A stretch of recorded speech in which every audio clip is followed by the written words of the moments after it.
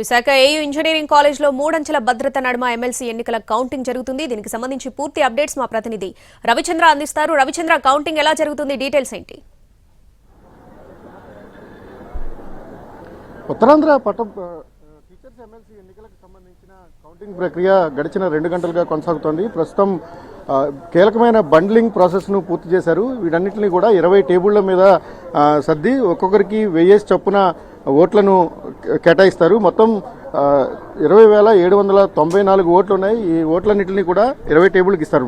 ఈ ఎన్నికలకు సంబంధించిన ఫలితం ఒకే రౌండ్లో వచ్చే అవకాశం అయితే కనిపిస్తోంది. మొదటి ప్రాధాన్యత ఓట్లో కానీ ఫలితం తేలిపోతే ఇక ఒకే టేబుల్ మీద ఏదైతే సింగిల్ రౌండ్లోనే ఫలితాలు అనౌన్స్ చేసే అవకాశం కూడా ఉంది. ఏదైనా కీలకమైన కౌంటింగ్ ప్రాసెస్ అనేది మధ్యాహ్నం 2 గంటల తర్వాత ప్రారంభమయ్యే అవకాశం ఉంది. ఏజెంట్ల సమక్షంలో ప్రస్తుతం పంచనామా పూర్తి చేసిన తర్వాత బండ్లింగ్ ప్రాసెస్ అయితే ముగించారు. ఏదైతే ఆంధ్ర యూనివర్సిటీ ట్రిపుల్ బిల్డింగ్ ఉందో ఈ బిల్డింగ్లోనే రిటర్నింగ్ అధికారి విశాఖ జిల్లా కలెక్టర్ సమక్షంలో కౌంటింగ్ ప్రాసెస్ అయితే కొనసాగుతోంది. ఇప్పటివరకు జరిగిన పంచనామాలో ఎటువంటి అభ్యంతరాలు కానీ లేకపోతే ఓట్లకు సంబంధించి ప్రధాన అభ్యర్థుల నుంచి ఎటువంటి రిమార్క్స్ రాని నేపథ్యంలో వాటన్నింటినీ కూడా క్లియర్గా ఉన్నట్టు నిర్ధారించుకున్న తర్వాత అసలైన కౌంటింగ్ ప్రాసెస్ను స్టార్ట్ చేయబోతున్నారు.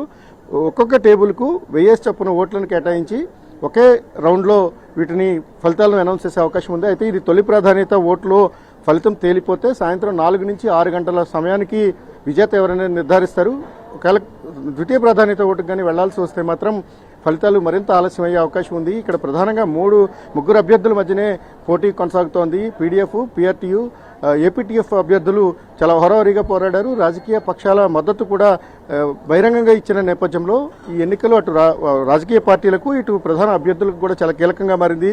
ప్రతి ఓటును కూడా చాలా కీలకంగా పరిగణలోకి తీసుకొని ఎన్నికల కౌంటింగ్ చేయబోతున్నారు. కాబట్టి ఫలితాల విషయంలో కొంత ఆలస్యం అయినప్పటికీ కూడా ఎటువంటి అంబిక్విటీ లేకుండా క్లియర్ చేయడం కోసం అధికార యంత్రాంగం విస్తృతమైన ఏర్పాట్లు అయితే చేసింది. ప్రస్తుతం ట్రిపుల్ బిల్డింగ్ ఏదైతే ఉందో ఇందులోనే కౌంటింగ్ ప్రాసెస్ కొనసాగుతోంది.